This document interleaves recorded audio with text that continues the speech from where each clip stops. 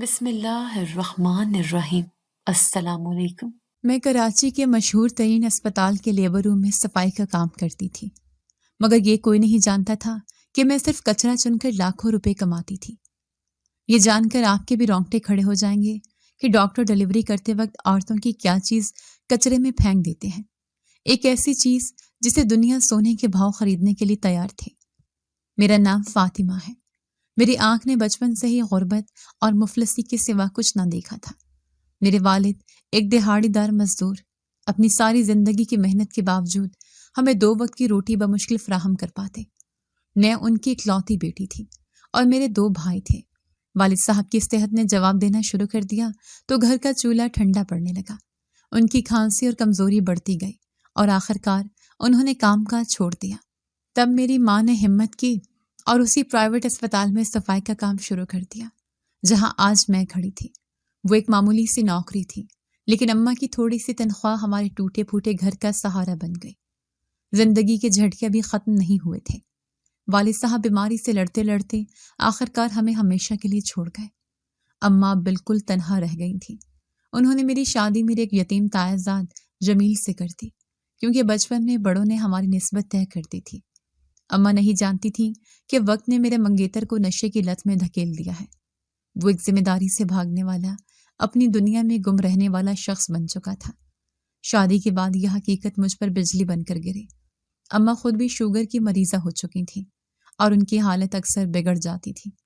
میرے اپنے 2 بچے ہو چکے تھے، ایک بیٹا اور ایک بیٹی۔ میرا شوہر تو کچھ کماتا نہیں تھا، اس لیے گھر چلانے کا سارا بوجھ مجھ پر آ پڑا تھا۔ اماں تم اب آرام کرو، ایک دن میں نے ان کا ہاتھ دباتے ہوئے کہا جب ان کا شوگر لیول بہت گر گیا تھا۔ تمہاری جگہ اب میں کام پر جاؤں گی۔ اماں نے نم آنکھوں سے میری طرف دیکھا۔ بیٹی، میں نے تمہیں پڑھایا لکھایا نہیں، بس غربت ہی دی۔ اب تم بھی وہی کام کرو گی جو میں کرتی رہی۔ اماں، کام کوئی چھوٹا بڑا نہیں ہوتا، اور خاندان کی عزت کے لیے مجھے جمیل کے ساتھ نباہ تو کرنا ہی ہے۔ تم فکر نہ کرو، میں سب سنبھال لوں گی۔ قسمت نے مجھے بھی وہیں لا کھڑا کیا تھا جہاں کبھی میری ماں کھڑی تھی۔ میں بھی اسی ہسپتال میں، اسی یونیفارم میں اپنی ماں کی جگہ کام پر جانے لگی تھی۔ ماں نے اپنی ایمانداری اور محبت سے اسپتال میں اچھی ساکھ بنائی تھی، جس کا فائدہ مجھے ہوا، لیکن گھر میں غربت کا راج ویسے کا ویسا تھا۔ شوہر کا نشہ، ماں کی مہنگی دوائیاں اور بچوں کے بڑھتے اخراجات میری کمر توڑ رہے تھے۔ تنخواہ مہینے کے پہلے 10 دنوں میں ہی ختم ہو جاتی۔ میری ڈیوٹی خاص طور پر لیبر روم میں ہوتی تھی۔ وہاں فرش پر جھاڑو لگانا، گندگی صاف کرنا اور جراثیم کش ادویات کا سپرے کرنا میری ذمہ داری تھی۔ ہر روز خون، دوائیوں اور صفائی کی کیمیکلز کی ملی جلی بو میرے نتنوں میں ایسی بس گئی تھی کہ مجھے اپنے وجود سے بھی یہی بو آتی محسوس ہوتی۔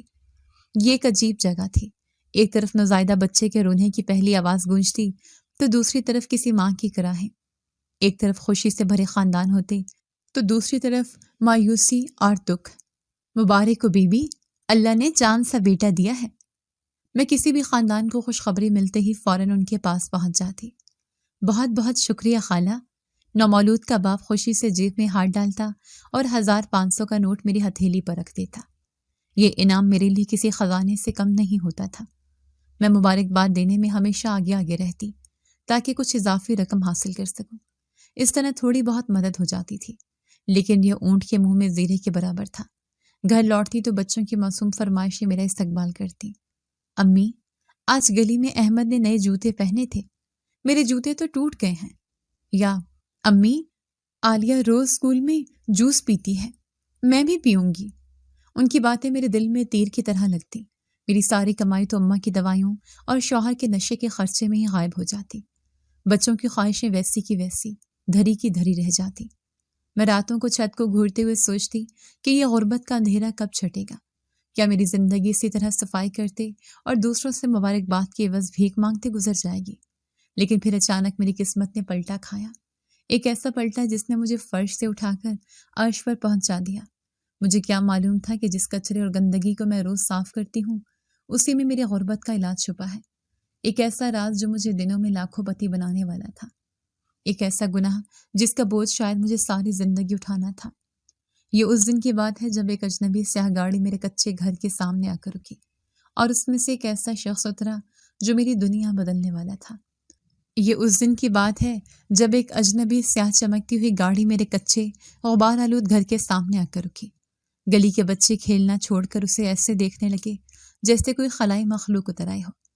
اس سے پہلے ہماری گلی نے اتنی بڑی اور صاف ستھری گاڑی کبھی نہیں دیکھی تھی۔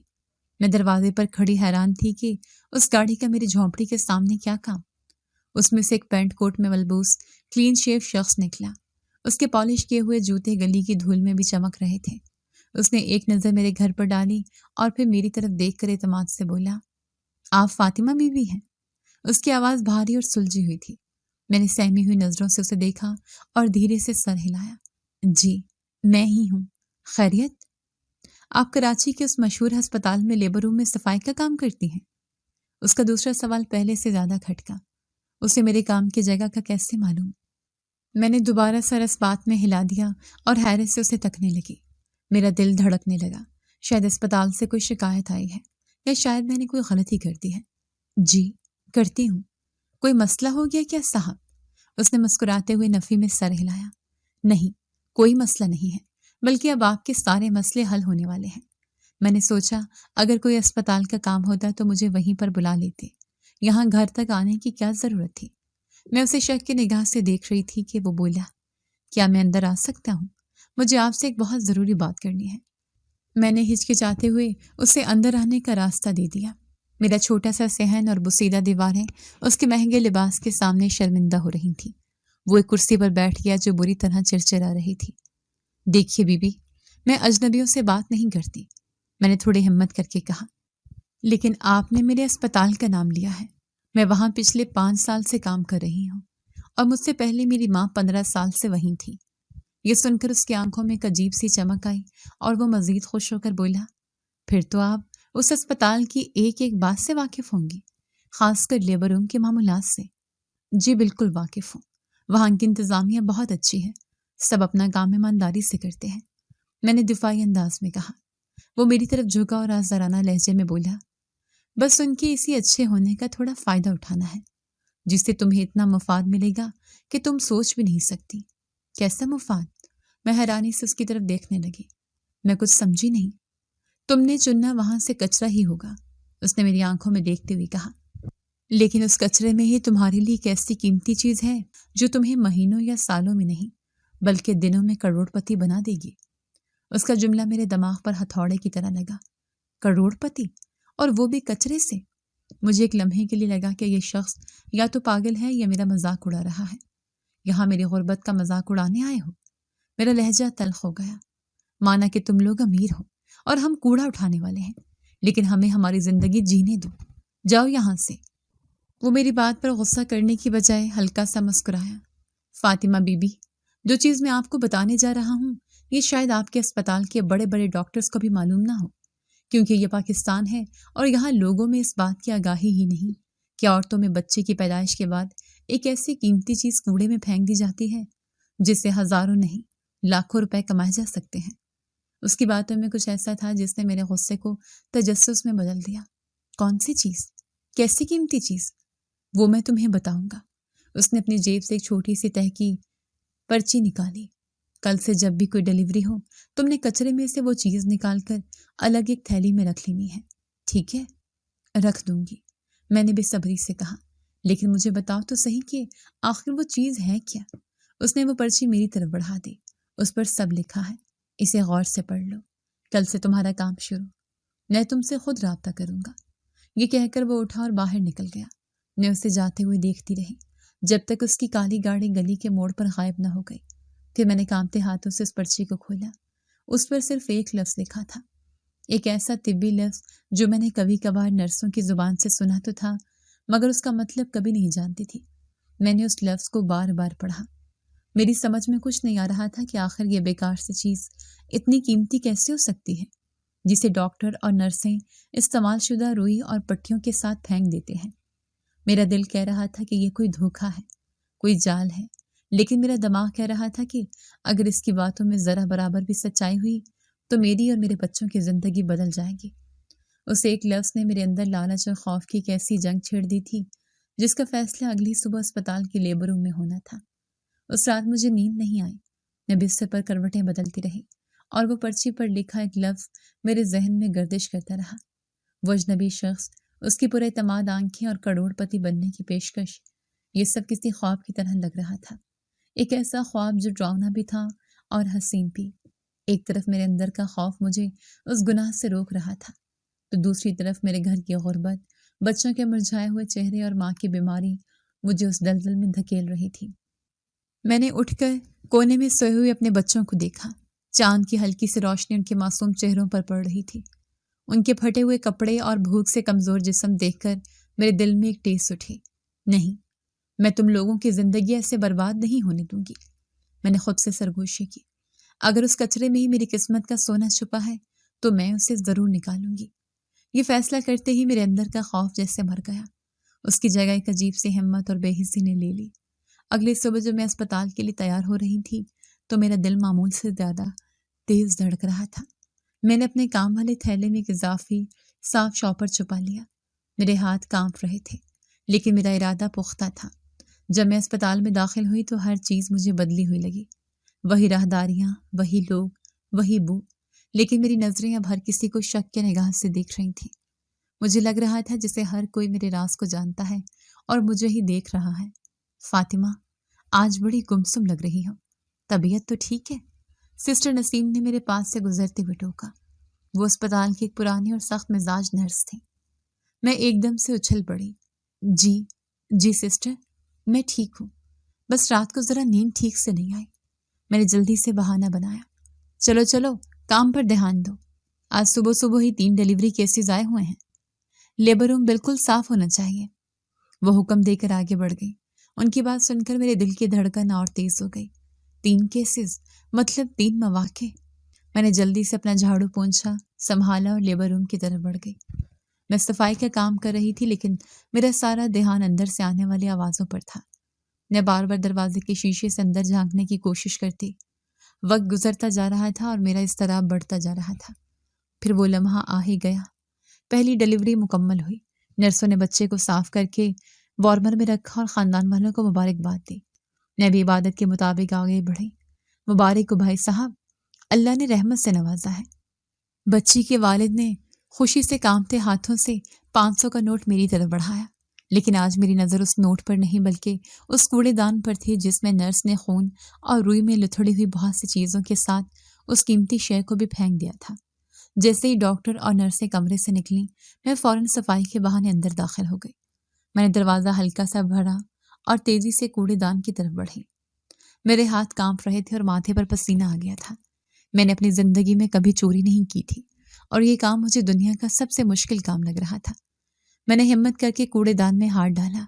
خون اور دیگر فضلہ دیکھ کر مجھے متلی ہونے لگی، لیکن اس اجنبی شخص کے الفاظ میرے کانوں میں گونجے، یہ تمہیں دنوں میں کروڑ پتی بنا دے گی۔ میں نے وہ چیز اٹھائی جو اس شخص کی بتائی ہوئی نشانیوں کے عین مطابق تھی اور اسے جلدی سے اپنے چھپائے ہوئے شاپر میں ڈالا۔ اتنے میں دروازہ اچانک کھلا اور ایک جونیئر نرس اندر داخل ہوئی۔ ارے فاطمہ، تم نے ابھی تک یہ صاف نہیں کیا؟ چلو جلدی کرو، ہمیں دوسرے مریض کو اندر شفٹ کرنا ہے۔ میں نے اس طرح جھٹکا کھایا جس سے رنگے ہاتھوں پکڑی گئی ہوں۔ میں نے جلدی سے وہ شاپر اپنی صفائی کی بالٹی کے نیچے چھپا لیا۔ جی سسٹر، بس 5 منٹ دیں، ابھی سب صاف کر دیتی ہوں۔ اس کے جانے کے بعد میری جان میں جان آئی۔ یہ ایک بہت قریبی معاملہ تھا۔ شام تک میں نے اسی طرح ڈرتے ڈرتے چھپ چھپ کر مزید 2 تھیلیاں جمع کر لیں۔ چھٹی کا وقت ہوا تو میں نے وہ تھیلا اپنے بڑے بیگ میں چھپایا اور اسپتال کے پچھلے گیٹ کی طرف چل پڑی۔ یہ گیٹ کم ہی استعمال ہوتا تھا۔ میں نے وہاں پہنچ کر اسی نمبر پر کال کی جو اس شخص نے دیا تھا۔ میں پچھلے گیٹ پر ہوں، میں نے دھڑکتے دل کے ساتھ کہا۔ 5 منٹ میں پہنچ رہا ہوں۔ دوسری طرف سے جواب آیا۔ ٹھیک 5 منٹ بعد وہی کالی گاڑی اندھیرے سے نمودار ہوئی۔ وہ شخص گاڑی سے اترا اور میری طرف آیا۔ میں نے بغیر کچھ کہے وہ تھیلا اس کے حوالے کر دیا۔ اس نے اسے گاڑی کے پچھلی سیٹ پر پھینکا اور اپنی جیب سے نوٹوں کی ایک موٹی گڈی نکال کر میرے ہاتھ میں تھما دی۔ یہ تمہاری آج کی محنت ہے، وہ مسکرا کر بولا۔ میں نے کانپتے ہاتھوں سے نوٹ پکڑے۔ میں نے زندگی میں اتنے پیسے ایک ساتھ کبھی نہیں دیکھے تھے۔ یہ 5-5 ہزار کے کئی نوٹ تھے، شاید 50 ہزار سے بھی زیادہ، میری پورے مہینے کی تنخواہ سے 10 گنا زیادہ۔ لیکن اس کچرے کے اتنے پیسے؟ میرے منہ سے بے اختیار نکلا۔ میں نے کہا تھا نا، یہ کچرا نہیں سونا ہے۔ یہ کہہ کر وہ گاڑی میں بیٹھا اور تیزی سے چلا گیا۔ میں وہیں کھڑی نوٹوں کو گھورتی رہی۔ میری آنکھوں میں آنسو آ گئے۔ خوف، گناہ اور شرمندگی کے احساس پر لالچ اور خوشی غالب آ چکی تھی۔ مجھے اس وقت اپنے بھوکے بچے، بیمار ماں اور ایک روشن مستقبل نظر آ رہا تھا۔ میں نے فیصلہ کر لیا تھا، یہ کام اب میں روز کروں گی۔ میں اسپتال سے گھر تک کا راستہ جیسے ہوا میں اڑ کر طے کر رہی تھی۔ میرے ہاتھ میں پکڑی نوٹوں کی گڈی صرف کاغذ کے ٹکڑے نہیں تھے، بلکہ میری امیدیں، میرے بچوں کے خواب اور میری ماں کی صحت کی ضمانت تھی۔ خوف اور جرم کا احساس اب کہیں پیچھے رہ گیا تھا اور اس کی جگہ ایک نشہ آور خوشی نے لے لی تھی۔ پہلی بار زندگی میں میں نے خود کو بے بس اور لاچار نہیں بلکہ طاقتور محسوس کیا تھا۔ گھر جانے سے پہلے میں نے سیدھا اس میڈیکل سٹور پر رکی جہاں سے میں اماں کی دوائیوں کے ایک خوراک ادھار پر خریدا کرتی تھی۔ بھائی صاحب، اماں کی شوگر اور بلڈ پریشر کی دوائی دے دیں۔ دکاندار نے مجھے سر سے پاؤں تک دیکھا اور دھوکے پن سے بولا، باجی پہلے پچھلے 2000 روپے تو ادا کر دیں، پھر آگے بات ہوگی۔ میں نے اس کی بات پر غصہ کرنے کی بجائے سکون سے اپنے تھیلے سے 5000 کا کڑکڑاتا ہوا نوٹ نکالا اور کاؤنٹر پر رکھ دیا۔ یہ لیں اپنے 2000 اور اب مجھے پورے 2 مہینے کی دوائیاں پیک کر دیں۔ دکاندار کی آنکھیں حیرت سے پھیل گئیں۔ اس کا لہجہ فوراً بدل گیا۔ جی بی بی جی، ابھی کرتا ہوں، آپ بیٹھیں تو صحیح۔ آج پہلی بار مجھے پیسوں کی طاقت کا صحیح اندازہ ہوا تھا۔ وہاں سے میں سبزی اور پھل کی دکان پر گئی۔ میں نے وہ تمام پھل خریدے جن کی طرف میرے بچے حسرت بھری نگاہوں سے دیکھا کرتے تھے۔ پھر میں راشن کی دکان پر گئی اور گھر کو مہینوں بھر کے سامان سے بھر دیا۔ آخری چکر میں نے بچوں کے کپڑوں کی دکان پر لگایا اور ان کے لیے نئے چمکدار جوتے اور کپڑے خریدے۔ جب میں گھر پہنچی تو میرے دونوں ہاتھوں میں تھیلے بھرے ہوئے تھے۔ امی یہ دیکھیں، میرے بیٹے نے کپڑوں والے تھیلے میں سے اپنے لیے ایک نئی شرٹ نکالتے خوشی سے چیخا۔ میری بیٹی نے نئے جوتوں کو سینے سے لگا لیا۔ ان کے چہروں پر جو خالص خوشی تھی اسے دیکھ کر مجھے لگا کہ میں نے کوئی گناہ نہیں بلکہ دنیا کا سب سے نیک کام کیا ہے۔ فاطمہ، اماں نے مجھے بازو سے پکڑ کر ایک کونے میں لے گئی۔ ان کی آنکھوں میں خوشی کے ساتھ ساتھ گہری تشویش بھی تھی۔ یہ سب کہاں سے آیا بیٹی؟ کیا تو نے کسی سے قرض لیا ہے؟ دیکھ، ہم غریب ضرور ہیں لیکن مقروض ہو کر نہیں جی سکتے۔ میں اس سوال کے لیے ذہنی طور پر تیار تھی۔ نہیں اماں، قرض کیوں لوں گی؟ اسپتال والوں نے مجھے بونس دیا ہے۔ کہتے ہیں کہ تم اور تمہاری ماں نے اتنے سال ایمانداری سے خدمت کی ہے، یہ اس کا انعام ہے۔ میں نے صفائی سے جھوٹ بولا۔ اماں کو میری بات پر پوری طرح یقین تو نہیں آیا لیکن وہ خاموش ہو گئی۔ اللہ تیرا بھلا کرے، انہوں نے میرے سر پر ہاتھ پھیرتے ہوئے کہا۔ اتنے میں میرا شوہر جمیل، جو شاید کہیں کونے میں سو رہا تھا، شور شرابہ سن کر اٹھ گیا۔ اس کی نظر نئے سامان پر اور کپڑوں پر پڑی تو اس کی آنکھوں میں ایک لالچی چمک ابھری۔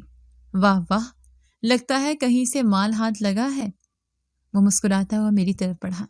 چلو شاباش، اب جلدی سے مجھے بھی میرے خرچے کے پیسے دو، دوست انتظار کر رہے ہیں۔ پہلے میں اس کی دھمکیوں سے ڈر کر یا گھر کی لڑائی سے بچنے کے لیے اسے پیسے دے دیا کرتی تھی، لیکن آج میرے اندر ایک نئی فاطمہ تھی۔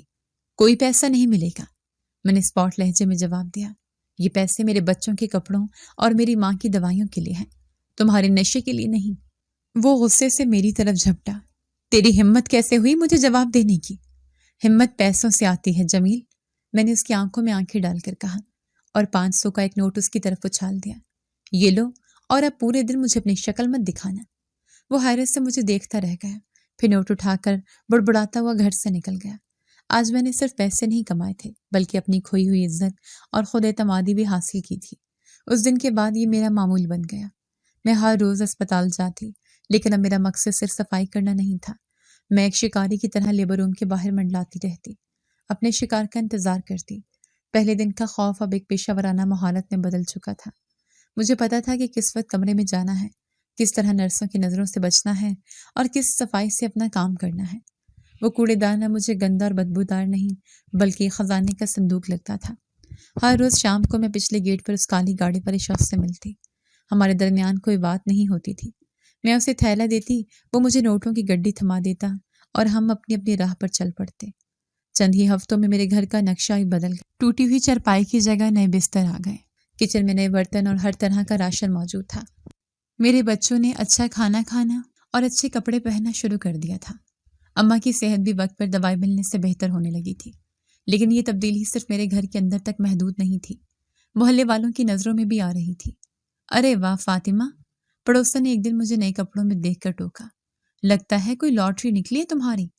میں بس مسکرا کر رہ جاتی اور کہتی، بس جی، اللہ کا کرم ہے۔ مجھے معلوم تھا کہ لوگوں کی نظریں میرا پیچھا کر رہی ہیں، ان کی سرگوشیاں مجھے سنائی دیتی تھیں، اماں کی خاموش فکر مند نگاہیں بھی مجھ سے سوال کرتی تھیں، لیکن میرے سر پر دولت کا نشہ سوار تھا۔ پیسہ واقعی ایک عجیب چیز ہے، جب یہ نہیں ہوتا تو انسان کی عزت نفس کچل کر رکھ دیتا ہے، اور جب یہ آتا ہے تو انسان کو اس کے اوقات بھلا دیتا۔ میرے ساتھ بھی کچھ ایسا ہی ہو رہا تھا۔ میں اب وہ پرانی ڈری سہمی فاطمہ نہیں رہی تھی جو ہر کسی کے سامنے ہاتھ پھیلاتی اور جھک کر سلام کرتی۔ اب میری چال میں ایک اعتماد تھا، میری آواز میں ایک اختیار تھا۔ میں نے جھونپڑی والا گھر چھوڑ کر اسی محلے کے کنارے پر ایک چھوٹا مگر پکا مکان کرائے پر لے لیا تھا۔ گھر میں فریج، ٹی وی اور ضرورت کی ہر چیز موجود تھی۔ میرے بچے اب گلی کے دوسرے بچوں کی طرح اچھے کپڑے پہنتے اور ان کے ہاتھ میں مہنگے کھلونے ہوتے۔ میں نے اسپتال میں کام کرنا نہیں چھوڑا تھا کیونکہ میرا خزانہ تو وہیں تھا، لیکن میں اب وہاں صفائی والی فاطمہ ماسی سے فاطمہ بی بی بن گئی تھی۔ میں اکثر نرس اور دیگر عملے کے لیے کھانے پینے کی چیزیں لے جاتی، ان کی چھوٹی موٹی مالی مدد بھی کر دیتی۔ میرے اس رویے نے سب کو حیران کر دیا تھا، لیکن کوئی مجھ سے براہ راست پوچھنے کی ہمت نہیں کرتا تھا، فاطمہ بی بی، آپ تو دن بدن امیر ہوتی جا رہی ہیں، ہمیں بھی تو بتائیں یہ کون سا جادو کا چراغ ہاتھ لگ گیا ہے۔ ایک دن ایک وارڈ بوائے نے چائے پیتے ہوئے مجھ سے چھیڑ چھاڑ کی۔ میں نے ایک مصنوعی مسکراہٹ کے ساتھ جواب دیا، محنت کرتی ہوں تو اللہ پھل دیتا ہے، تم بھی محنت کرو، تمہیں بھی ملے گا۔ لیکن اندر ہی اندر میں ہر وقت ایک انجانے خوف میں مبتلا رہتی۔ رات کو ہلکی سیاہٹ پر میری آنکھ کھل جاتی۔ اسپتال میں اگر کوئی مجھے گھور کر دیکھ لیتا تو میرا دل حلق میں آ جاتا۔ مجھے ہر وقت لگتا جیسے کوئی میرا پیچھا کر رہا ہے، جیسے دیواروں کے بھی کان ہیں جو میرے راز کو سن رہے ہیں۔ میرا لالچ مجھے روز اس آگ میں دھکیلتا تھا، لیکن میرا ضمیر مجھے ہر لمحہ ملامت کرتا تھا۔ ایک دن میں معمول کے مطابق لیبر روم کی صفائی کر رہی تھی جب ہیڈ نرس مسز ڈیسوزا اچانک اندر آ گئی۔ وہ ایک بہت ہی سخت اور اصول پسند خاتون تھی۔ ان کی آمد پر سبھی عملہ کانپتا تھا۔ فاطمہ، یہ کوڑے دان ابھی تک بھرا کیوں پڑا ہے؟ انہوں نے اپنی باریک آواز میں سختی سے پوچھا۔ تم جانتی ہو کہ انفیکشن پھیلنے کا خطرہ ہوتا ہے۔ اس وقت کوڑے دان میں میرا سامان بھی موجود تھا۔ میرا خون جیسے رگوں میں جم گیا۔ جی میڈم، بس ابھی اٹھانے ہی لگی تھی۔ وہ دوسری مریضہ کی حالت زیادہ خراب تھی تو میں وہاں مدد کرنے چلی گئی تھی، میں نے بوکھلا کر جواب دیا۔ انہوں نے شک کی نگاہوں سے مجھے اور پھر کوڑے دان کو دیکھا۔ آج کل تمہارا دھیان کام پر کم اور ادھر ادھر زیادہ ہوتا ہے، یاد رکھو یہ اسپتال ہے، تمہارا گھر نہیں۔ یہاں ایک چھوٹی سی غلطی بھی کسی کی جان لے سکتی ہے۔ یہ کہہ کر وہ کمرے سے نکل گئی۔ ان کے جانے کے بعد میں نے گہری سانس لی، میری ٹانگیں کانپ رہی تھیں۔ یہ آج تک کا سب سے قریبی خطرہ تھا۔ اس واقعے نے مجھے مزید محتاط کر دیا، لیکن میرے لالچ کو کم نہ کر سکا۔ پیسے نے میرے گھر کا ماحول بھی بدل دیا تھا۔ جمیل، میرا شوہر، اب مجھ سے لڑنے یا ہاتھ اٹھانے کی جرت نہیں کرتا تھا۔ اسے معلوم تھا کہ اس کا نشہ اور عیاشی اب میرے پیسوں پر منحصر ہے۔ وہ گیدڑ کی طرح میرے آگے پیچھے دم ہلاتا رہتا۔ فاطمہ، آج دوستوں کے ساتھ پارٹی کا پروگرام ہے، کچھ 1000 روپے چاہیے؟ وہ ایک شام میرے پاس آ کر لجاجت سے بولا۔ میں نے ٹی وی سے نظریں ہٹائے بغیر کہا، پارٹی؟ کس خوشی میں؟ تم نے کون سا کوئی کام شروع کر دیا ہے؟ ارے میری جان، تم جو کماتی ہو وہ میرا ہی تو ہے، اب اتنا تو حق بنتا ہے نا میرا۔ میں نے غصے سے اسے دیکھا۔ تمہارا کوئی حق نہیں ہے، یہ میری محنت کی کمائی ہے۔ لیکن پھر میں نے سوچا کہ اس سے بحث کرنا بیکار ہے۔ میں نے پرس سے چند نوٹ نکال کر اس کی طرف پھینک دیے۔ آئندہ مجھ سے اس طرح بات مت کرنا۔ وہ پیسے اٹھا کر خاموشی سے چلا گیا۔ طاقت کا توازن مکمل طور پر بدل چکا تھا، لیکن اماں میری اس تبدیلی سے خوش نہیں تھی۔ وہ اکثر مجھے اداس اور فکر مند نظروں سے دیکھتی رہتی۔ فاطمہ، ایک رات جب بچے سو گئے تو وہ میرے پاس آ کر بیٹھ گئیں۔ مجھے سچ سچ بتا بیٹی، یہ سب کیا ہو رہا ہے؟ اتنا پیسہ کہاں سے آ رہا ہے؟ مجھے یہ بونس والی کہانی ہضم نہیں ہو رہی۔ مجھے ڈر لگتا ہے کہ تو کسی غلط راستے پر نہ چل پڑی ہو۔ میں نے ان کی آنکھوں میں آنکھیں ڈال کر بات نہ کر سکی۔ اماں، تم خام خام پریشان ہوتی ہو۔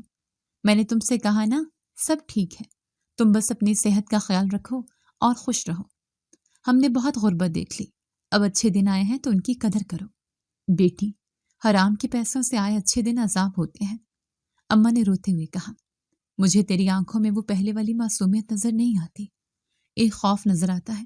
مجھے بتا دے، اس سے پہلے کہ بہت دیر ہو جائے۔ میں ان کی بات کا کوئی جواب دیے بغیر اٹھ کر اپنے کمرے میں چلی گئی۔ اماں کے آنسوں نے میرے دل پر گہرا اثر کیا تھا، لیکن واپسی کا راستہ بند ہو چکا تھا۔ میں اس دلدل میں گردن تک دھنس چکی تھی جہاں سے نکلنا میرے بس میں نہیں تھا۔ مجھے نہیں معلوم تھا کہ آگے میری قسمت میں کیا لکھا ہے، لیکن اتنا ضرور جانتی تھی کہ یہ راستہ تباہی کی طرف جا رہا ہے۔ دنوں میں ہی میں امیر ہو گئی تھی۔ میرے پاس وہ سب کچھ آ گیا تھا جو میں نے کبھی خواب میں بھی نہیں سوچا تھا۔ میں نے کرائے کا مکان چھوڑ کر اپنا ذاتی چھوٹا سا بنگلہ خرید لیا تھا۔ میری جھونپڑی والی زندگی اب ایک بھولی بسری یاد بن چکی تھی، لیکن میں نے اپنا کام ابھی نہیں چھوڑا تھا۔ میرا لالچ مجھے ہر روز اس اسپتال کے لیبر روم میں کھینچ لاتا تھا۔ میں اب بھی وہی پرانا سادہ لباس پہن کر اسپتال جاتی تاکہ کسی کو مجھ پر شک نہ ہو۔ دن رات میں لیبر روم کی صفائی کرتی اور جیسے مجھے اپنے کام کی چیز ملتی میں اسے اپنے بیگ میں چھپا لیتی اور شام کو اسی کالی گاڑی والے کو دے آتی۔ وہ شخص اب میرا محسن بھی تھا اور میرا سب سے بڑا خوف بھی۔ اس سارے عرصے میں ہمارے درمیان کام کے علاوہ کوئی بات نہیں ہوئی تھی، لیکن ایک شام جب میں نے اسے تھیلا تھمایا اور اس نے مجھے پیسوں کی گڈی دی، میں نے ہمت کر کے پوچھ لیا، صاحب ایک بات پوچھوں؟ اس نے مجھے حیرت سے دیکھا۔ پوچھو۔ آخر آپ اس کچرے کا کرتے کیا ہیں؟ یہ اتنا قیمتی کیوں ہے؟ وہ ایک لمحے کے لیے خاموش رہا، پھر اس کے ہونٹوں پر ایک عجیب سی مسکراہٹ نمودار ہوئی۔ تمہیں پیسوں سے مطلب ہے یا اس کی تفصیلات سے؟ زیادہ جاننے کی کوشش مت کرو، بس اتنا سمجھ لو کہ یہ فضلہ دوسرے ممالک میں بھیجا جاتا ہے جہاں لوگ اس کے منہ مانگے دام دیتے ہیں۔ لیکن کیوں؟ میں نے اصرار کیا۔ کیونکہ فاطمہ بی بی، ایک انسان کا کچرا دوسرے انسان کا خزانہ ہوتا ہے۔ یہ کہہ کر اس نے گاڑی کا شیشہ چڑھا لیا اور وہاں سے چلا گیا۔ اس کا جواب میرے ذہن میں کئی نئے سوالات چھوڑ گیا تھا۔ میں جتنا اس کام میں دھنستی جا رہی تھی اتنا ہی میرا تجسس اور خوف بڑھتا جا رہا تھا۔ اسپتال میں اب حالات بدل رہے تھے۔ میرا دنوں میں امیر ہو جانا اب کسی سے ڈھگا چھپا نہیں تھا۔ ڈاکٹرز اور نرسیں اب اکثر مجھے روک کر اس بارے میں پوچھتی، خاص طور پر سسٹر نسیم، جن کی عقابی نظریں ہمیشہ مجھ پر جمی رہتی تھیں۔ وہ اکثر مجھے لیبر روم کے آس پاس بلا وجہ منڈلاتے ہوئے پکڑ لیتی۔ فاطمہ، تمہاری ڈیوٹی تو صبح کی شفٹ میں ختم ہو جاتی ہے، تم اس وقت یہاں کیا کر رہی ہو؟ ایک دوپہر انہوں نے مجھے راہداری میں روک لیا۔ وہ میں بس گھر جا رہی تھی تو سوچا ایک چکر لگا لو کہ کوئی کام تو نہیں ہے۔ میں نے گھبرا کر جواب دیا۔ کام؟ انہوں نے طنزیہ مسکراہٹ کے ساتھ کہا، کام تو تم آج کل بہت کر رہی ہو فاطمہ، اتنا کام کہ تمہاری جھونپڑی محل بن گئی ہے۔ ہمیں بھی تو کچھ دکھاؤ۔ ان کا لہجہ اور ان کی آنکھوں میں چھپا شک میرے دل میں خطرے کی گھنٹی بجا گیا۔ میں نے بات کو ٹالنے کی کوشش کی۔ سسٹر، جسے اللہ دیتا ہے اسے چھپڑ پھاڑ کر دیتا ہے۔ مجھ غریب پر بھی اس کی نظر ہو گئی تو اس میں حیرانی کیسی؟ حیرانی اس بات کی ہے کہ اللہ کی نظر کرم صرف لیبر روم کے کوڑے دان پر ہی کیوں ہوتی ہے؟ ان کا یہ جملہ میرے پیروں تلے سے زمین نکالنے کے لیے کافی تھا۔ کیا وہ کچھ جانتی ہیں؟ کیا انہوں نے مجھے دیکھ لیا ہے؟ میں ان کے سوال کا کوئی جواب دیے بغیر تیزی سے وہاں سے نکل گئی۔ اس دن پہلی بار مجھے لگا کہ میرا یہ کھیل اب ختم ہونے والا ہے۔ گھر پہنچی تو اماں جائے نماز پر بیٹھی دعا مانگ رہی تھی۔ ان کی آنسوں سے جائے نماز کا کونا بھیگ چکا تھا۔ مجھے دیکھ کر انہوں نے ہاتھ اٹھا کر بد دعا دی، اے اللہ، اگر میری بیٹی کسی غلط راستے پر چل پڑی ہے، اگر یہ دولت کسی حرام ذریعے سے آ رہی ہے تو اسے ہدایت دے، اسے اس دلدل سے نکال لے، اس سے پہلے کہ یہ اس میں ڈوب کر مر جائے۔ ان کے الفاظ میرے سینے میں خنجر کی طرح پیوست ہو گئے۔ اماں، یہ تم کیا کہہ رہی ہو؟ میں چیخی، تم اپنی ہی بیٹی کے لیے بد دعا کر رہی ہو؟ وہ اٹھ کر میرے سامنے کھڑی ہو گئی۔ آج ان کی آنکھوں میں ممتا نہیں بلکہ ایک خوفناک غصہ تھا۔ ہاں، کر رہی ہوں، کیونکہ میں ایک چور اور گناہ گار بیٹی کی ماں نہیں بننا چاہتی۔ مجھے بتا فاطمہ، سچ سچ بتا، یہ پیسہ کہاں سے آ رہا ہے؟ ورنہ میں کل خود اسپتال جا کر سب سے پوچھوں گی۔ اماں کی دھمکی نے مجھے توڑ کر رکھ دیا۔ میں ان کے قدموں میں گر گئی اور پھوٹ پھوٹ کر رو پڑی۔ اماں، مجھے معاف کر دو، میں مجبور تھی۔ میں بچوں کو بھوکا نہیں دیکھ سکتی تھی، میں تمہیں دوائی کے بغیر تڑپتا نہیں دیکھ سکتی تھی۔ مجبوری انسان سے گناہ نہیں کرواتی فاطمہ، لالچ کرواتا ہے۔ انہوں نے نفرت سے مجھے خود سے پرے دھکیل دیا۔ تو نے ہماری عزت خاک میں ملا دی۔ اس رات میں سو نہ سکی۔ اماں کی باتیں، سسٹر نسیم کی شک بھری نگاہیں اور اس اجنبی شخص کا پرسرار جواب، سب کچھ میرے ذہن پر ہتھوڑے برسا رہا تھا۔ مجھے محسوس ہو رہا تھا کہ یہ جال اب تنگ ہوتا جا رہا ہے۔ اگلی صبح میں بوجھل دل کے ساتھ اسپتال پہنچی۔ میں نے فیصلہ کر لیا تھا کہ آج میں آخری بار یہ کام کروں گی، اس کے بعد میں اس شخص سے مل کر صاف منع کر دوں گی۔ میرے پاس اب اتنا پیسہ جمع ہو چکا تھا کہ میں کوئی چھوٹا موٹا کاروبار شروع کر سکتی تھی۔ میں نے اپنے لاکر سے یونیفارم نکالا تو اس کے اندر سے ایک تہہ کی ہوئی پرچی گری۔ میرا دل دھک سے رہ گیا۔ یہ پرچی یہاں کس نے رکھی؟ میں نے کانپتے ہاتھوں سے وہ پرچی کھولی۔ اس پر لکھے الفاظ میری آنکھوں کے سامنے ناچنے لگے۔ میں جانتی ہوں تم کوڑے میں سے کیا چراتی ہو۔ ایک لمحے کے لیے میری سانس رک گئی، میرے پیروں تلے سے زمین نکل گئی اور اسپتال کی راہداری گھومتی ہوئی محسوس ہوئی۔ یہ کس نے لکھا تھا؟ کس کو میرا راز معلوم ہو گیا تھا؟ میرا دماغ تیزی سے کام کرنے لگا۔ کیا یہ ہیڈ نرس مسز ڈیسوزا ہے، یا کوئی اور صفائی والا عملہ مجھ سے حسد کرتا ہے، یا پھر یہ سسٹر نسیم ہے؟ میرا دل ڈوب گیا۔ ان کی شک بھری نگاہیں اور طنزیہ سوالات ایک ایک کر کے میرے ذہن پر گونجنے لگے۔ ہاں، یہ وہی ہو سکتی ہے۔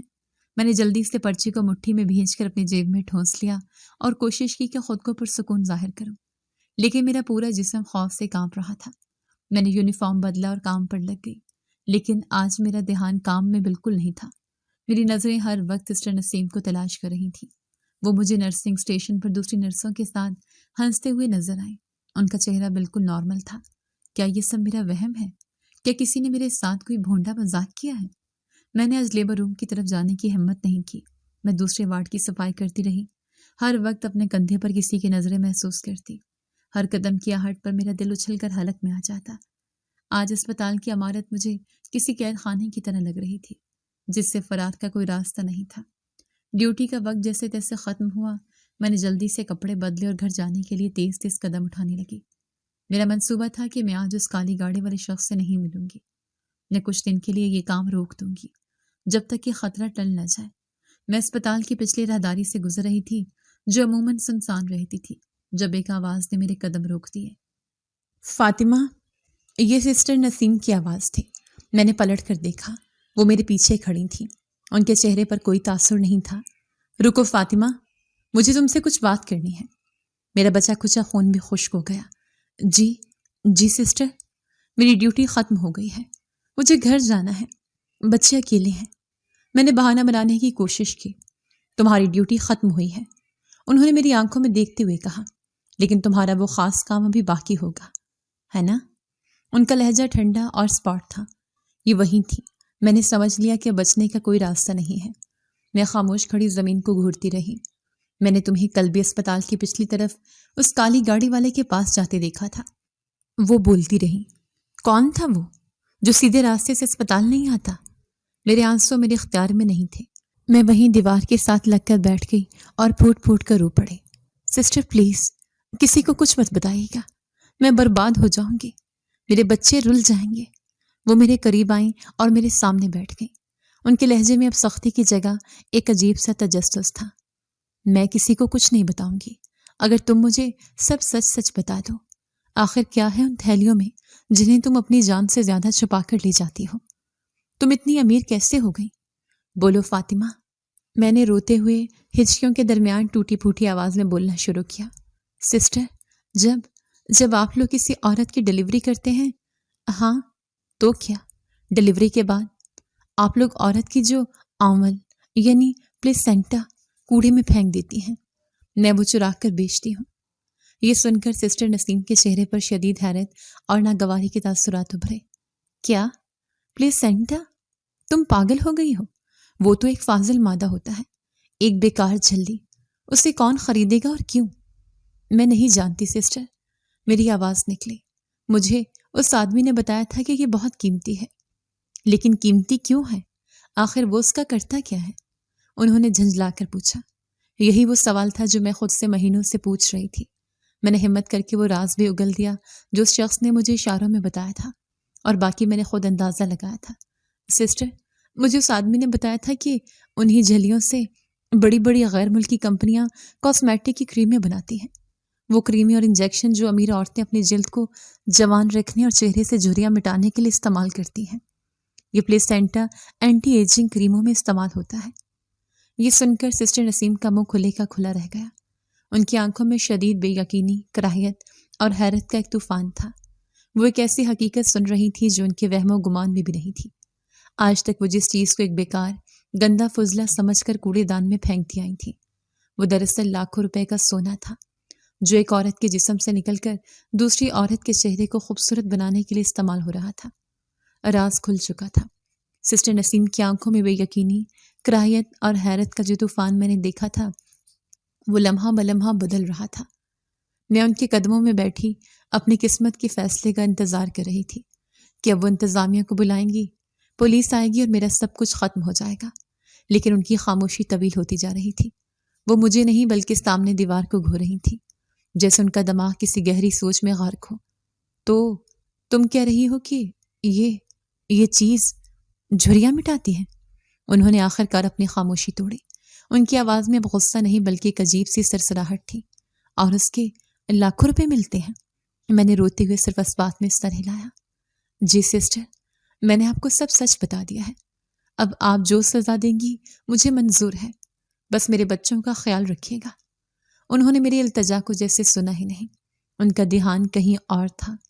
वो आदमी एक थैली के कितने पैसे देता है और तुम दिन में कितनी जमा कर लेती हो? उनके सवालात मेरे लिए हैरान कुन थे। वो सजा की बजाय तफसीलात क्यों पूछ रही थी? मैंने डरते डरते उन्हें बताया, सिस्टर, वो हर थैली के 20 से 25 हजार रुपए देता है। जिस दिन ज्यादा केसेस हों उस दिन लाख रुपए तक भी बन जाते हैं। 1 लाख एक दिन का? ये अल्फाज उनके मुंह से किसी सरगोशी की तरह निकले। अचानक मुझे उनके चेहरे पर वही लालच नजर आया जो महीनों पहले मैंने अपने चेहरे पर आईने में देखा था। मैंने देखा कि उनकी नजरें अपने हाथों पर पड़ी लकीरों और मामूली सी झुर्रियों पर गई। मैंने महसूस किया कि उनके दिमाग में भी वही जंग चल रही थी जो कभी मेरे दिमाग में चली थी। वो एक उसूल पसंद और ईमानदार नर्स थी, लेकिन शायद उनकी ज़रूरतें उनके असूलों से ज़्यादा बड़ी थीं। शायद उनके भी कुछ अधूरे ख्वाब थे जो उन्हें मामूली तनख्वाह में कभी पूरे नहीं हो सकते थे। एक तवील अजियतनाक खामोशी के बाद उन्होंने गहरी सांस ली और मेरी तरफ देखा। उनकी आंखों में अब कोई हमदर्दी या गुस्सा नहीं था, बल्कि एक सर्द कारोबारी चमक थी। उठो फातिमा, आंसू पोंछो, कोई सजा नहीं मिल रही तुम्हें, उन्होंने फैसला कुन लहजे में कहा। मैंने बेयकीनी से उनकी तरफ देखा। क्या मतलब? आप किसी को नहीं बताएंगी? मतलब ये कि कल से ये काम तुम अकेली नहीं करोगी। उनका यह जुमला मेरे लिए पिछले इंकशाफ से भी ज्यादा बड़ा धमाका था। मैं समझी नहीं सिस्टर। वो उठकर खड़ी हुई और मेरी तरफ हाथ बढ़ाया। उठो भी, अब रोने धोने का वक्त खत्म, काम का वक्त शुरू।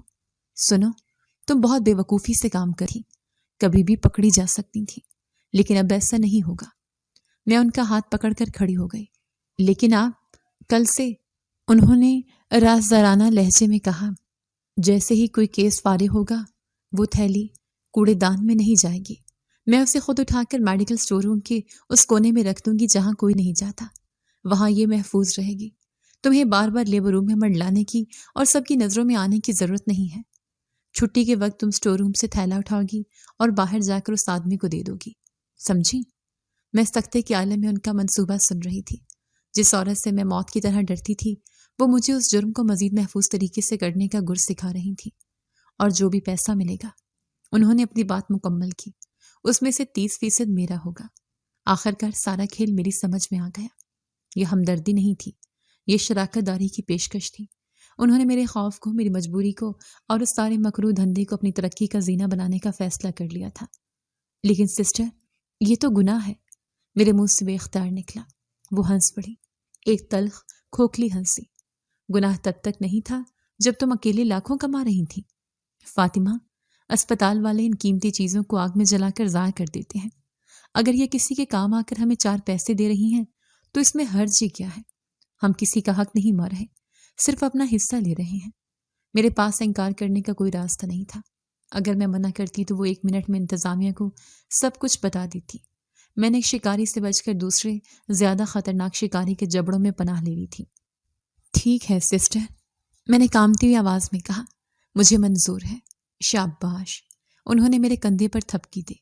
अब घर जाओ और परेशान मत हो, कल से हमारा नया काम शुरू होगा। उस दिन जब मैं अस्पताल से निकली तो मैं अकेली नहीं थी। मेरे साथ उस गुनाह में अब एक और साथी शामिल हो चुकी थी, एक पढ़ी लिखी सीनियर नर्स। हमारा ये नापाक इत्तेहाद उस कहानी को कहाँ लेकर जाएगा ये मैं नहीं जानती थी, लेकिन इतना जरूर जानती थी कि अब खतरा और पैसा दोनों दुगने हो गए थे। سسٹر نسیم کے ساتھ میری شراکت داری نے ہمارے غیر قانونی کام کو ایک نئی سطح پر پہنچا دیا تھا۔ اب یہ کسی چور کا کام نہیں بلکہ ایک منظم منصوبے کی طرح لگتا تھا۔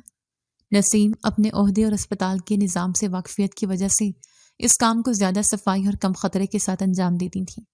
وہ جانتی تھیں کہ کس وقت کون سا کوریڈور خالی ہوتا ہے، کس ڈاکٹر کی ڈیوٹی کب ختم ہوتی ہے اور کس اسٹور روم کی چابی کہاں لٹکی ہوتی ہے۔ اب مجھے سارا دن لیبر روم کے باہر شکاری کی طرح منڈلانے کی ضرورت نہیں تھی۔ نسیم خود ہی سامان کو محفوظ طریقے سے ایک مخصوص جگہ پر پہنچا دیتی اور میں چھٹی کے وقت اسے اٹھا کر باہر لے جاتی۔ پیسہ پانی کی طرح بہہ رہا تھا۔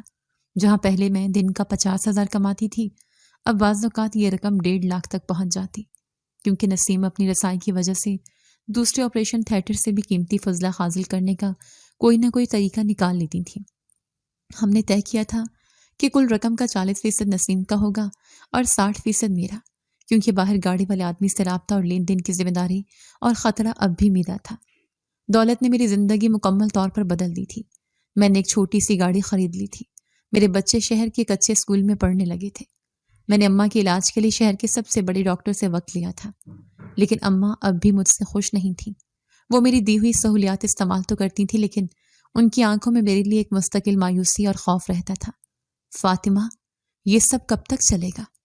وہ اکثر مجھ سے پوچھتی۔ جس عمارت کی بنیاد ہی ٹیڑھی ہو وہ زیادہ دیر کھڑی نہیں رہتی۔ اماں، تم فکر نہ کیا کرو، میں سب سنبھال لوں گی۔ میں ہمیشہ ان کی بات ٹال دیتی۔ دوسری طرف سسٹر نسیم کی زندگی میں بھی نمایاں تبدیلی آ رہی تھی۔ انہوں نے اپنی پرانی موٹر سائیکل بیچ کر ایک چھوٹی گاڑی لے لی تھی۔ وہ اکثر مہنگے برانڈز کے کپڑے اور پرس استعمال کرنے لگی تھی۔ ان کی یہ اچانک تبدیلی اسپتال کے عملے میں سرگوشیوں کا باعث بن رہی تھی۔ لگتا ہے سسٹر نسیم کی بھی کوئی لاٹری نکل آئی ہے۔ لوگ ان کے پیچھے باتیں کرتے۔ ہمارے درمیان اب دوستی نہیں بلکہ خالص کاروباری تعلق تھا۔ ہم صرف کام کے وقت بات کرتے، حساب کرتے اور اگلا منصوبہ بناتے۔ لالچ ہم دونوں پر حاوی ہو چکا تھا۔ فاطمہ، یہ آدمی ہمیں بہت کم پیسے دیتا ہے۔ ایک دن نسیم نے مجھ سے کہا، یہ مال باہر لاکھوں میں بکتا ہوگا اور ہمیں صرف ہزاروں دیتا ہے۔ ہمیں کوئی نیا خریدار ڈھونڈنا چاہیے۔ نہیں سسٹر، یہ بہت خطرناک ہوگا۔ میں نے فوراً مخالفت کی۔ جتنا مل رہا ہے کیا وہ کم ہے؟ زیادہ لالچ ہمیں لے ڈوبے گا۔ میری بات سن کر وہ غصے سے بولی، تم ہمیشہ ڈرتی رہتی ہو، اسی لیے ساری زندگی صفائی کرتی رہی۔ پیسہ کمانے کے لیے جرأت چاہیے ہوتی ہے۔ پھر ایک دن وہ ہوا جس کا مجھے ڈر تھا۔ اسپتال کی انتظامیہ نے سیکیورٹی بڑھانے کے نام پر ہر کوریڈور، خاص طور پر اسٹور رومز اور پچھلے گیٹ کی طرف جانے والے راستوں پر نئے CCTV کیمرے نصب کروا دیے۔ یہ خبر ہمارے لیے کسی ایٹم بم سے کم نہیں تھی۔ سسٹر، اب ہمیں یہ کام فوراً بند کر دینا چاہیے، میں نے گھبرا کر نسیم سے کہا۔ یہ کیمرے ہمیں پکڑوا دیں گے۔ ہمارے پاس اب اتنا پیسہ ہے کہ ہم عزت کی زندگی گزار سکتی ہیں۔ پاگل مت بنو فاطمہ، انہوں نے مجھے جھڑک دیا۔ پیسہ کبھی بھی کافی نہیں ہوتا اور ان کیمروں کا بھی کوئی نہ کوئی حل نکل آئے گا۔ میں ان کے بلائنڈ سپاٹس جانتی ہوں، جہاں ان کی نظر نہیں پڑتی۔ تم فکر مت کرو۔ لیکن میں جانتی تھی کہ ہمارا جال تنگ ہو رہا تھا۔ یہ اللہ کی طرف سے ایک اشارہ تھا جسے نسیم اپنے لالچ میں سمجھنا ہی نہیں چاہتی تھی۔ اسی ہفتے ایک دن اسپتال میں معمول سے زیادہ ڈیلیوری کیسز تھے۔ ہمارے پاس مال بھی بہت زیادہ جمع ہو گیا تھا۔ نسیم، جو ہمیشہ بہت احتیاط سے کام کرتی تھیں، اس دن لالچ اور جلدی میں ایک بڑی غلطی کر بیٹھی۔ انہوں نے سارا سامان الگ الگ تھیلیوں میں رکھنے کی بجائے ایک بڑے میڈیکل ویسٹ بیگ میں بھرا تاکہ ایک ہی چکر میں کام ہو جائے۔ جب وہ اسٹور روم سے وہ غیر معمولی طور پر بڑا اور بھاری بیگ لے کر نکل رہی تھیں تو ایک جونیئر نرس نے انہیں دیکھ لیا۔ اس نے سلام کیا اور گزر گئی، لیکن اس کے ذہن میں یہ سوال رہ گیا کہ سسٹر نسیم اکیلے اتنا بڑا ویسٹ بیگ اسٹور روم سے کیوں نکال رہی ہیں۔ اس شام جب میں اس کالی گاڑی والے سے ملنے پچھلے گیٹ پر پہنچی تو وہ معمول سے زیادہ گھبرایا ہوا تھا۔ جلدی کرو، آج کل یہاں سیکیورٹی بہت سخت ہو گئی ہے، ہر جگہ کیمرے لگ گئے ہیں۔ مجھے لگتا ہے یہ ہماری آخری ڈیل ہو سکتی ہے۔ اس نے پیسے میرے ہاتھ میں تھماتے ہوئے کہا اور تیزی سے گاڑی بھگا لے گیا۔ اس کے الفاظ میرے دل میں اتر گئے۔ آخری ڈیل، میرا دل کہہ رہا تھا کہ وہ سچ کہہ رہا تھا۔ ہمارا کھیل اب اپنے اختتام کو پہنچ رہا تھا۔ میرا چھٹی حص مجھے صحیح بتا رہا تھا۔ وہ واقعی ہماری آخری ڈیل تھی۔ جونیئر نرس جس نے سسٹر نسیم کو سجیو بیگ کے ساتھ دیکھا تھا، اس نے باتوں باتوں میں اس کا ذکر ہیڈ نرس مسز ڈیسوزا سے کر دیا۔ مسز ڈیسوزا جو پہلے ہی مجھ پر اور نسیم کے اچانک امیری پر شک کرتی تھی، فوراً چوکنا ہو گئی۔ انہوں نے انتظامیہ سے بات کر کے پچھلے چند دنوں کی CCTV فوٹیج نکلوائی۔ ثبوت ان کی آنکھوں کے سامنے تھا۔ فوٹیج میں صاف نظر آ رہا تھا کہ سسٹر نسیم ڈیلیوری کے بعد لیبر روم سے نکلتی اور سیدھا اسٹور روم میں جاتی اور تھوڑی دیر بعد ایک بھاری بیگ کے ساتھ باہر آتی۔ پھر کچھ گھنٹوں بعد چھٹی کے وقت میں اسی اسٹور روم میں داخل ہوتی اور وہی بیگ لے کر پچھلے گیٹ سے باہر نکل جاتی۔ یہ نمونہ ہر روز دہرایا جا رہا تھا۔ ہمارا سارا منصوبہ، جسے ہم بہت محفوظ سمجھ رہے تھے، ایک چھوٹی سی سکرین پر کسی فلم کی طرح چل رہا تھا۔ اگلے دن جب میں اپنا سامان لے کر پچھلے گیٹ کی طرف بڑھی تو میرا دل پہلے سے ہی ڈوب رہا تھا۔ جیسے ہی میں نے گیٹ سے باہر قدم رکھا، اسپتال کے 2 سیکیورٹی گارڈز اور مسز ڈیسوزا نے مجھے گھیر لیا۔ فاطمہ، اس بیگ میں کیا ہے؟ مسز ڈیسوزا کی آواز برف کی طرح ٹھنڈی تھی۔ ایک لمحے کے لیے میری دنیا گھوم گئی۔ میرے ہاتھ سے بیگ چھوٹ کر زمین پر گر گیا۔ اس کا منہ کھل گیا اور اس کے اندر موجود خون آلود تھیلیاں باہر بکھر گئیں۔ گارڈ نے نفرت اور کراہیت سے منہ دوسری طرف پھیر لیا۔ میں جانتی تھی کہ کھیل ختم ہو چکا ہے۔ میں وہیں زمین پر گر گئی اور رونے لگی۔ اسی وقت سسٹر نسیم کو اسپتال کے ڈائریکٹر کے دفتر میں بلایا گیا۔ انہوں نے آخر تک جھوٹ بولنے کی کوشش کی، لیکن جب ان کے سامنے ویڈیو ثبوت رکھے گئے تو ان کا سارا اعتماد اور غرور ٹوٹ کر بکھر گیا۔ ان کی چیخیں پورے فلور پر سنائی دے رہی تھیں۔ پولیس کو بلایا گیا۔ یہ اسکینڈل پورے شہر میں آگ کی طرح پھیل گیا۔ اسپتال کی ساکھ کو شدید دھچکا لگا۔ اس کالی گاڑی والے آدمی کا کوئی سراغ نہ مل سکا۔ جیسے اسے خطرے کی بو آئی، وہ ایسے غائب ہوا جیسے کبھی تھا ہی نہیں۔ اس پورے کھیل میں صرف وہی تھا جو بچ نکلا۔ مقدمہ چلا۔ سسٹر نسیم ایک پڑھی لکھی اور سینئر نرس ہونے کے ناطے اپنے مقدس پیشے کو داغدار کرنے کے جرم میں زیادہ سخت سزا کی حقدار ٹھہری۔ مجھے ان کے مقابلے میں کم سزا ہوئی، لیکن جیل کی سلاخیں میرا بھی مقدر بنی۔ میں نے جو کچھ کمایا تھا، وہ گھر، وہ گاڑی، وہ پیسہ، سب کچھ ضبط ہو گیا۔ میرا خاندان ایک بار پھر اسی جھونپڑی میں واپس آ گیا، لیکن اس بار ان کے سر پر غربت کے ساتھ ساتھ بدنامی کا داغ بھی تھا۔ اماں اس صدمے سے بیمار پڑ گئیں اور میرے بچے اپنی ماں کے کیے کی سزا معاشرے کے تانوں کی صورت میں بھگت رہے تھے۔ آج کئی سال بعد میں جیل کی اس تنگ کوٹری میں بیٹھی اپنی زندگی پر نظر ڈالتی ہوں۔ میں اپنے کیے پر شرمندہ ہوں۔ میں جانتی ہوں کہ میں نے گناہ کیا، چوری کی اور لالچ میں اندھی ہو گئی۔ میں اس کی سزا بھگت رہی ہوں اور مجھے یہ منظور ہے، لیکن پھر مجھے اپنے بچوں کے وہ چہرے یاد آتے ہیں جب وہ پہلی بار نئے کپڑے پہن کر اسکول گئے تھے۔ مجھے اماں کا وہ سکون بھرا چہرہ یاد آتا ہے جب انہیں وقت پر دوائی ملتی تھی۔ میں نے جو کچھ بھی کیا اس کی شروعات لالچ سے نہیں بلکہ مجبوری اور محبت سے ہوئی تھی۔ میرا گناہ صرف اتنا تھا کہ میں نے اپنے بچوں کے لیے ایک بہتر زندگی کا خواب دیکھا۔ میں نے غلط راستہ چنا اور اس کا انجام بہت برا ہوا، لیکن جب میں رات کے اندھیرے میں اپنی اس جھونپڑی میں اپنے بھوکے بچوں کے سامنے ہوئے چہرے دیکھتی تھی، اس وقت مجھے کوئی دوسرا راستہ نظر ہی نہیں آیا تھا۔ میں نے قیمت چکائی اور بہت بھاری قیمت چکائی، لیکن کیا وہ خوشی کے چند لمحے جو میں نے اپنے خاندان کو دیے اس سزا سے کم قیمتی تھے؟ یہ ایک ایسا سوال ہے جس کا جواب شاید مجھے کبھی نہیں ملے گا۔ حرام کی دولت وقتی طور پر سہولتیں تو دے سکتی ہے، لیکن انسان کا سکون اور عزت ہمیشہ کے لیے چھین لیتی ہے۔ یہی میری کہانی کا سبق ہے۔ جی تو دوستو، کیسی لگی آپ کو ہماری آج کی کہانی؟ اپنی رائے کا اظہار ہمارے کمنٹس باکس میں ضرور کیجیے گا، اور اگر آپ کو ہماری ویڈیو پسند آئی ہے تو کر لیجیے ہمارے چینل کو سبسکرائب، ویڈیو کو لائک اور بیل آئیکن لازمی پریس کر لیجیے تاکہ ہر نئی آنے والی ویڈیو کا نوٹیفیکیشن آپ کو بر وقت موصول ہو سکے۔